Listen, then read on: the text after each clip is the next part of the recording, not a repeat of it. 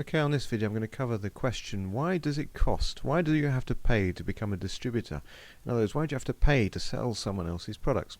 That's the question that I asked, and I asked really pesteringly from the person who introduced me with the business. He never actually gave me a satisfactory answer, which I ended up joining via someone else. So I'm hoping that with this video, if that's your question, that I can give you a satisfactory answer to that question. Why should it cost you and me to sell the products from the utility warehouse?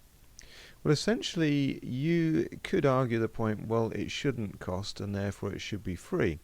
But the reality, therefore, would be that there would be a lot of people who would join completely free. There's executive services support, there's telephone support, there's distributor application kits, there's websites to maintain. There is a lot of cost actually involved in supporting us as distributors.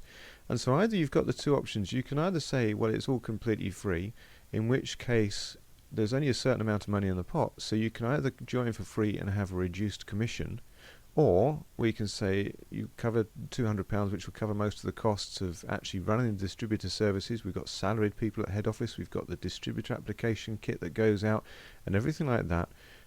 You see, you can have that option of paying to join the business, but you will keep a higher commission, because that will therefore knock out some of the time wasters, the tire kickers, who would be a drain on resources and would still cost the company money, which would have to come from somewhere. So you either put the prices up for the consumers, in which case your product's not as competitive and therefore you're going to struggle to sell the products, or you make the distributors pay in the first place.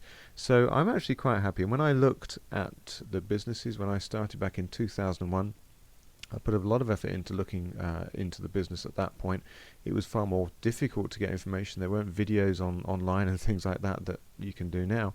And one of the questions I asked, there was a competitive company who did the same sort of thing, and it was free to join. And I said, well, I asked two different distributors, one for the competitive company and one for the utility warehouse.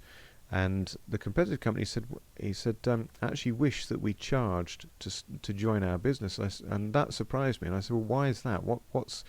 What's your logic behind that? And he said, well, we get a lot of people join the business and they never do anything. He said, even as a distributor, he said, you go and put the effort to try and help these people, encourage them to do something, but they've not committed anything, and therefore there's no reason for them not to do anything. And that is definitely one of the downsides of a free to join business.